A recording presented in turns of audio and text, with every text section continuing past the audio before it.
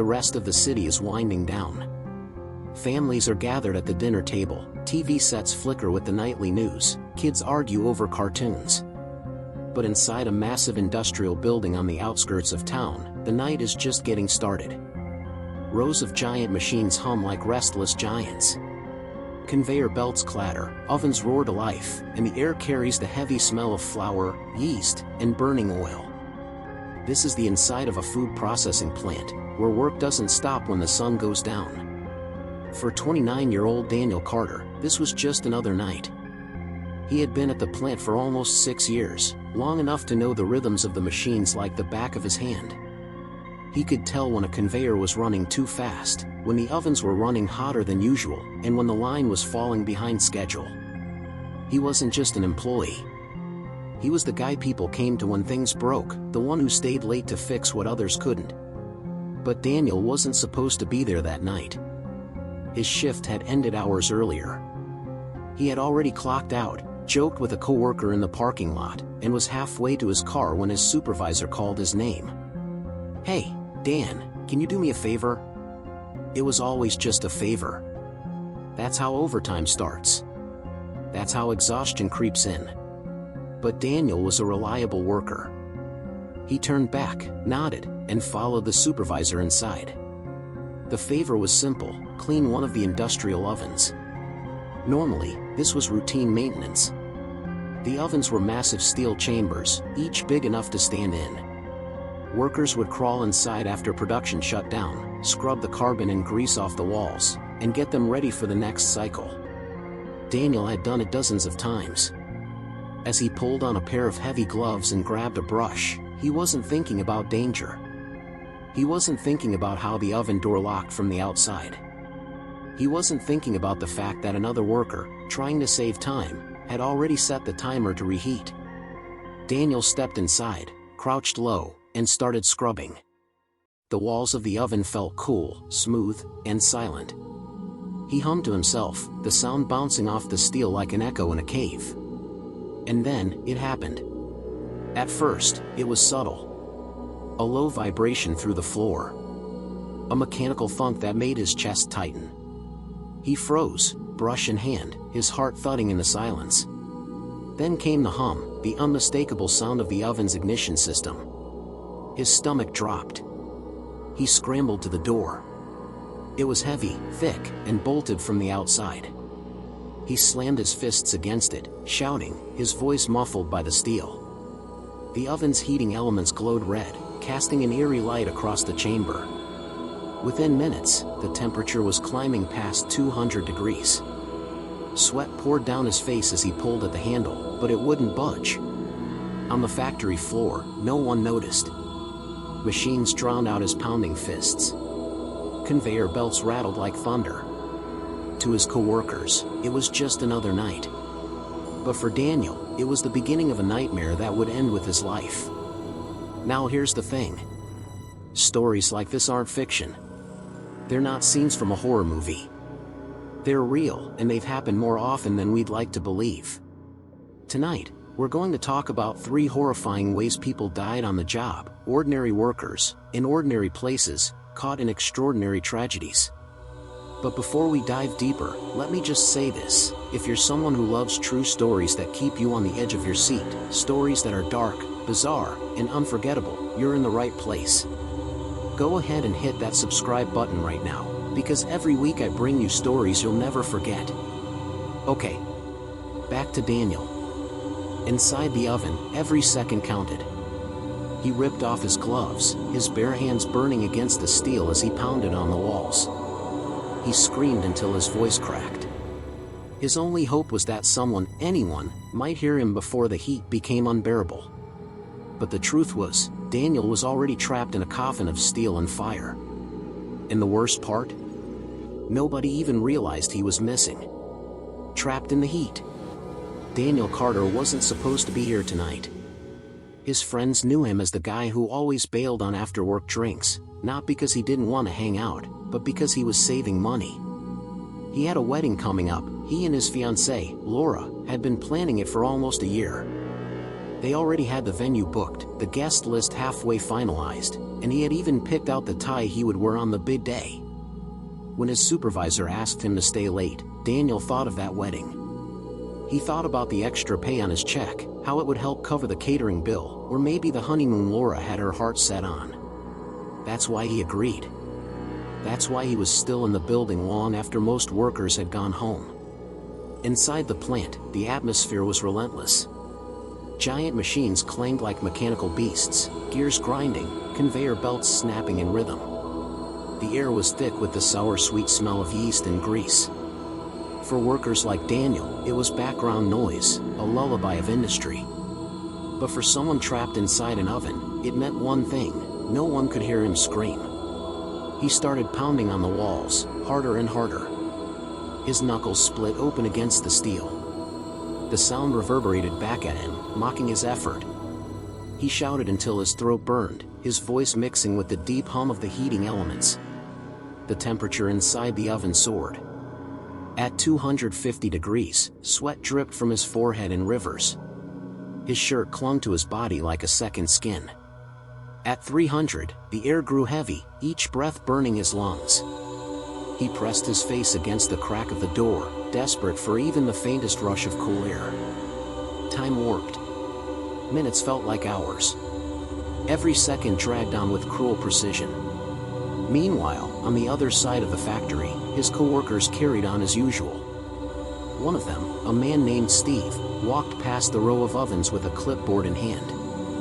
He glanced at the indicators, each glowing green, meaning the machines were running as scheduled.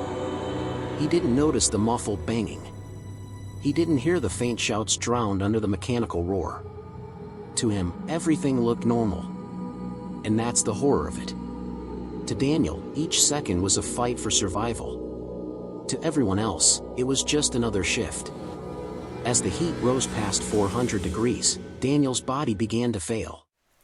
His skin reddened, blistered. His breathing became shallow, ragged. He clawed at the steel walls, leaving streaks of blood behind. The oven seemed smaller now, shrinking in around him. He thought of Laura. He thought of her laugh, the way she always tugged at his sleeve when she wanted his attention. He pictured the life they were supposed to have, the house they had been saving for, the kids they had talked about late at night when the world felt safe. He whispered her name, his voice breaking in the suffocating heat. Laura. For a moment, he believed he could survive. If he just held on long enough, someone would notice. Someone would open the door. But deep down, he knew the truth. Nobody even realized he was missing. The factory floor was a world of indifference. Machines didn't care about human life. Timers didn't care about mistakes.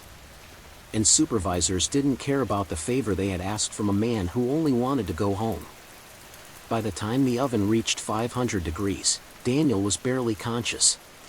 His movements slowed, his hands trembled, and his screams had become whispers. He slumped against the glowing steel wall, his skin sticking to the metal. And in those last moments, as the world around him blurred, he wasn't thinking about the paycheck. He wasn't thinking about the supervisor who had asked him to stay late. He wasn't even thinking about the pain.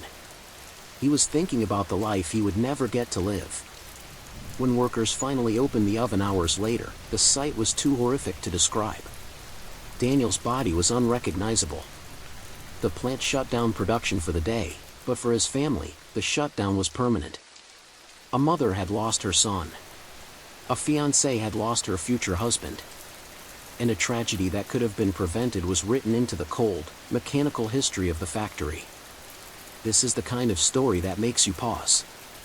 We don't think about ovens as death traps. We don't think about a routine cleaning job as a risk to our lives. But for Daniel Carter, it was. And as horrifying as this story is, it's only the beginning. Because the next tragedy didn't happen on land. It happened far below the surface of the ocean, where the rules of life and death are even less forgiving. The aftermath of the furnace. When the oven door finally creaked open, the factory floor fell silent. Workers who had been joking minutes earlier stood frozen in horror. The smell hit first, a mix of scorched metal and something far worse. Then came the sight. Daniel's body lay crumpled against the far wall of the chamber, his skin blackened and blistered, his features unrecognizable. A place designed to bake bread had become a steel coffin. For a long time, nobody spoke. The supervisor who had asked Daniel to stay late stood at the door, his face pale, his hands shaking. He knew instantly that this wasn't just an accident, this was a failure. A failure of protocol, a failure of communication, and a failure of basic human responsibility. News traveled fast. By the next morning, Daniel's fiancée, Laura, was standing outside the factory gates. Her face was blank, her body numb. She had been told only that Daniel had been involved in a workplace incident. But as she stood there, staring at the building that had swallowed the man she loved, she began to understand the truth. She had spoken to him just hours before. He had texted her after his shift ended, joking that he was craving pizza on the way home. She had been waiting for him. And instead, she got a call no one should ever receive. Laura collapsed into her father's arms, screaming a sound so raw it didn't even sound human. The investigation was swift. Inspectors combed the factory, interviewing workers, studying safety logs, and checking the machinery. What they found was damning. The ovens had no failsafe to prevent them from heating while someone was inside.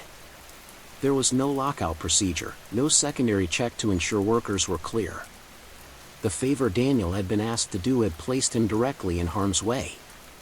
The company issued a statement calling the death a tragedy, promising reforms and safety overhauls. But to Laura, and to Daniel's parents, the words rang hollow. Their son, their future, was gone. And no promise could bring him back.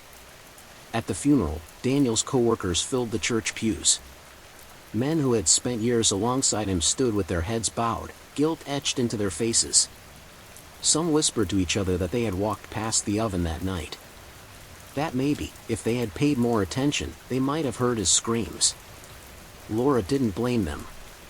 She didn't blame anyone, except the system that treated workers like replaceable parts. When she approached the casket, her hands trembled. The body inside barely resembled the man she had loved. She placed a single white flower on his chest and whispered, "I'll see you again." Daniel's death wasn't just an isolated accident. It was part of a pattern, ordinary jobs hiding extraordinary dangers. Jobs that seem safe until they suddenly aren't. And while Daniel's story ended inside a furnace, the next one takes us far away from the world of steel and fire.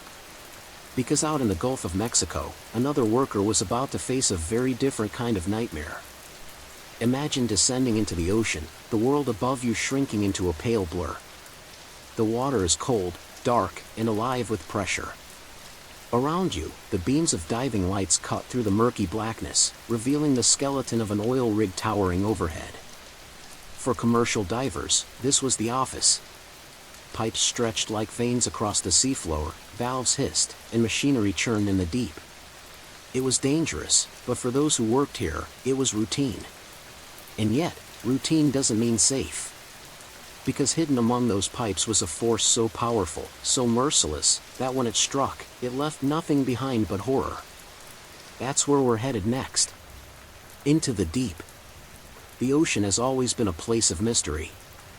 It's vast, dark, and unforgiving, a world that doesn't belong to us, but one we keep trying to conquer.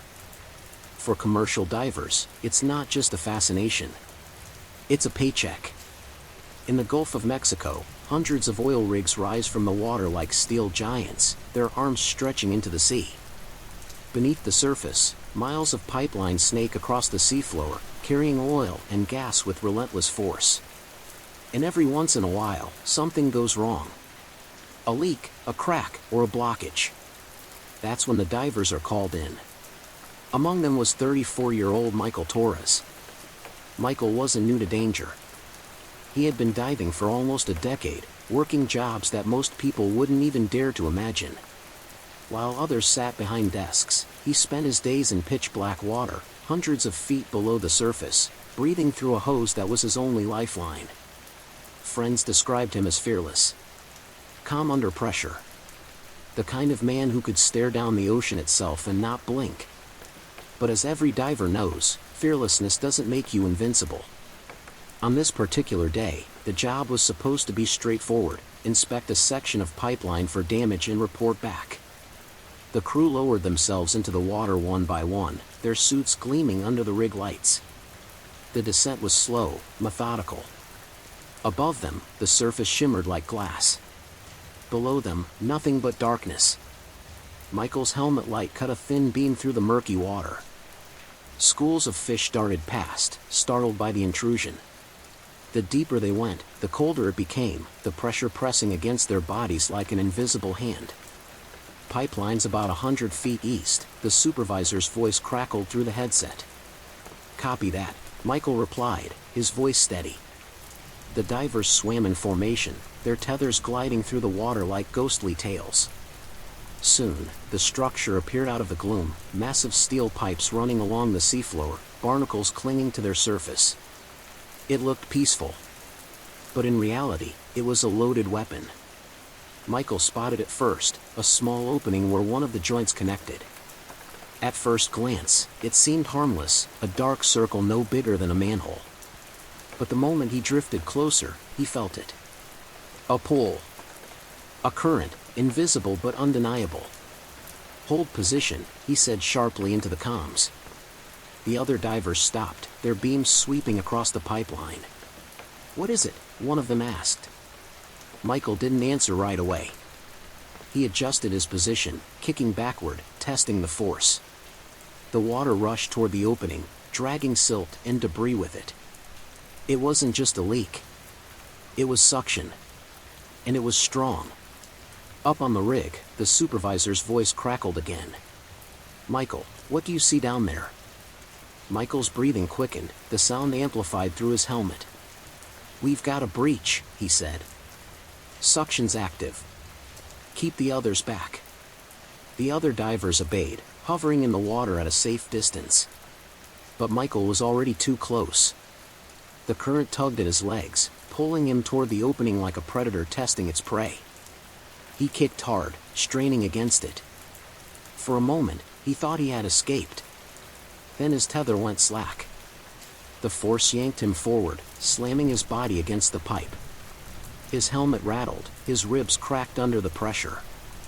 And then, in one horrifying instant, he was gone. The other divers screamed his name into their headsets, their voices frantic and distorted. But there was nothing they could do.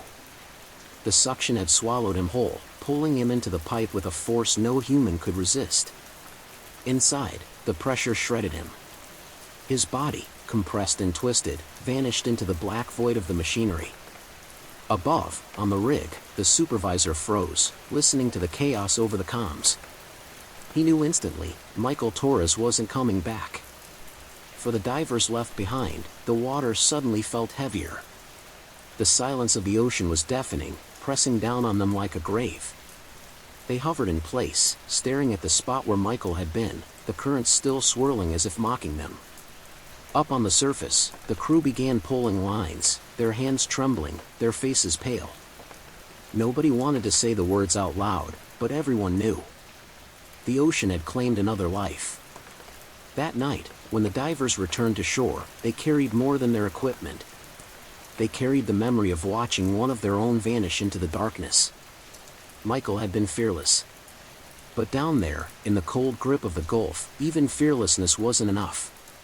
And as devastating as his death was, it wasn't the only one. Because hundreds of miles away, in a power plant surrounded by steel and fire, another worker was about to face a nightmare of his own, one involving molten rock, and a phone call that no parent should ever receive. The ocean doesn't let go. When the comms went silent, the rig descended into chaos. Michael Torres had vanished into the pipe in seconds. One moment, his voice crackled calmly through the headset, the next, there was only static. The divers left in the water shouted his name over and over, their voices echoing with desperation, but it was useless. The suction had claimed him completely. Up on the surface, supervisors scrambled. Alarms were raised, valves were shut, and engineers rushed to cut off the section of pipe. But everyone knew the truth: by the time they stopped the flow, it would be far too late. The ocean does not wait for paperwork. Divers are trained for emergencies. They drill for lost air, for equipment failure, for tangled lines. But nothing prepares you for watching a man get ripped into steel by a force you can't fight. The survivors who surfaced that day climbed out of the water like ghosts. Their helmets came off slowly, their faces pale and hollow. One of them, a young diver named Carlos, sat on the rig floor shaking. He had been right behind Michael when it happened. The image replayed in his head in slow motion, the way Michael's tether had gone slack, the way his body had jerked forward, the way the water churned violently for a moment and then went still. He was just gone, Carlos whispered. Like the ocean swallowed him whole. The recovery effort was grim. Engineers debated whether it was even possible. The suction had been so strong that Michael's body was pulled deep into the pipe, carried far from the breach point. Cutting open that section meant shutting down operations for weeks and risking more lives. The company hesitated. For them, Michael had already become a statistic, another fatality in an industry built on risk. But for his family, he wasn't a number. He was a father, a husband, a son. When the call came, Michael's wife, Elena, refused to believe it. She had kissed him goodbye that morning, watched him throw his diving bag into the back of his truck, and laughed when he promised to bring her back a seashell. Now the voice on the phone was telling her he was gone. "What do you mean gone?" she demanded, her voice breaking. "You can't just lose someone in the water like that. Find him. Bring him back." But there was nothing to bring back. The ocean doesn't return what it takes.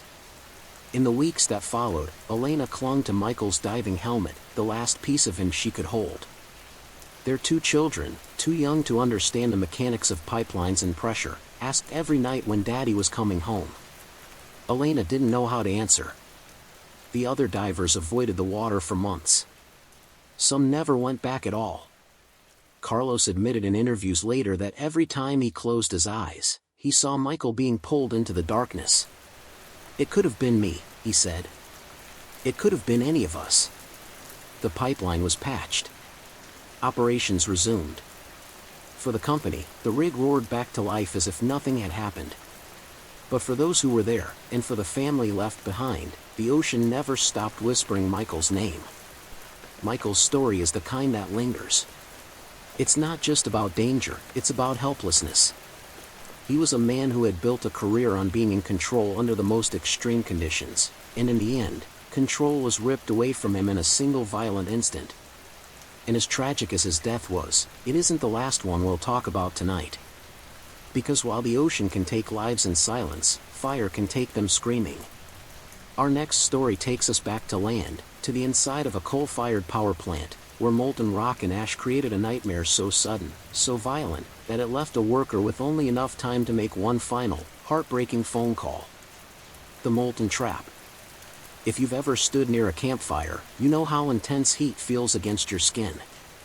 Multiply that by 1,000, add choking ash, toxic gases, and the roar of machinery so loud it rattles your bones, and you'll start to understand what it's like to work inside a coal-fired power plant.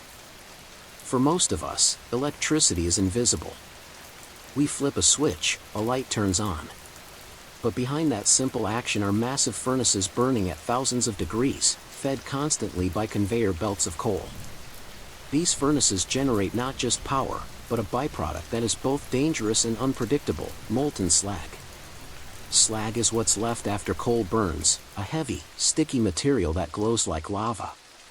When it builds up inside the furnaces, it has to be removed, or it can clog the system. Workers call this process slag tapping. It's dirty, dangerous, and absolutely necessary. And in 2006, one man discovered just how unforgiving molten slag can be. His name was David Hale. He was 34, a father of 3, and had been working at the power plant for nearly a decade. By all accounts, David was cautious.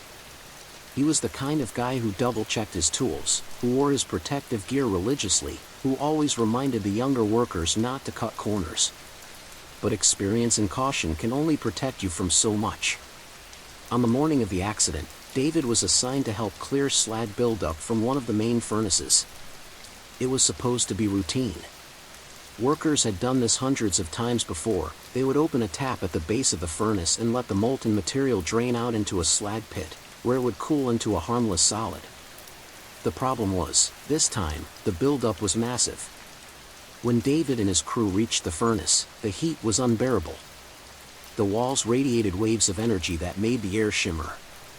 Ash floated in the air, coating everything in a fine black dust.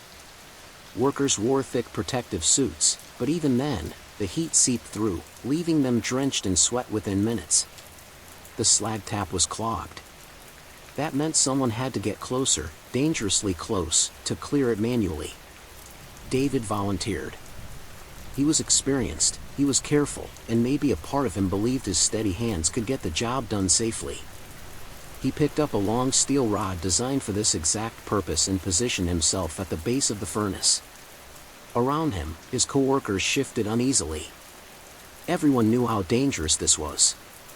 The furnace roared like a living creature, its insides glowing with molten fury. The rod in David's hands trembled slightly as he slid it toward the clogged tap. For a moment, nothing happened. The blockage held. David leaned in, applying more pressure, sweat dripping from his forehead. Then, with a sudden crack, the blockage gave way. A jet of molten slag, glowing orange, nearly 2,000 degrees, burst from the opening like a volcanic eruption. The force was so violent it knocked David backward. The protective suit shielded him from the initial blast, but only for seconds. The slag splattered across the floor, hitting walls, spraying sparks like fireworks. The air filled with a sickening hiss as molten rock met concrete, releasing steam and choking fumes. David screamed. The slag had splashed onto his suit, burning through the outer layer, then the next, until it reached skin. His co-workers rushed forward, trying to drag him away, but the floor was slick with molten debris. Every step was a gamble. In the chaos, one worker shouted, "Call an ambulance." But deep down, everyone already knew, there was no ambulance fast enough for this. Somehow, David was still conscious. He was dragged to a relatively safe corner, his suit smoking, his skin blistered. And that's when he did something no one expected. Through the agony, he pulled out his phone. His co-workers begged him to stay still, to hold on, but David's shaking hands dialed one number. His wife. When she picked up, she heard chaos in the background, shouting, machinery, alarms. Then David's broken voice. "Babe, something happened. I don't think I'm coming home." She froze. "What are you talking about? What do you mean you're not coming home?" But David was fading fast. His last words, through sobs of pain, were simple. "Tell the kids I love them." And then the line went silent. David Hale's final moments were burned into the memory of everyone who stood in that furnace room. Some workers never went back inside after that day. Others carried scars, physical and emotional, for the rest of their lives. The slag pit cooled. The furnace roared back to life. And for the company, production resumed. But for David's family, time stopped on that morning in 2006. They didn't lose him to an accident. They lost him to a molten trap, one that gave him only seconds to say goodbye. When work becomes fatal. The call ended, but for David's wife, time stood still. 1 second, she was making breakfast for the kids. The next, she was gripping the phone, shaking, realizing she had just heard her husband's final words. "Tell the kids I love them." Those 7 words echoed through her home like a curse. The children were too young to understand, too innocent to grasp why Daddy wasn't walking back through the door. All they knew was that his smell still lingered on his work boots by the door, boots that would never be worn again. The company launched an investigation, of course. Reports were written, safety measures reviewed, protocols adjusted. But behind all the technical jargon, the truth was simple: David Hale was gone. His co-workers said the plant never felt the same. For weeks afterward, no one spoke much in the break room.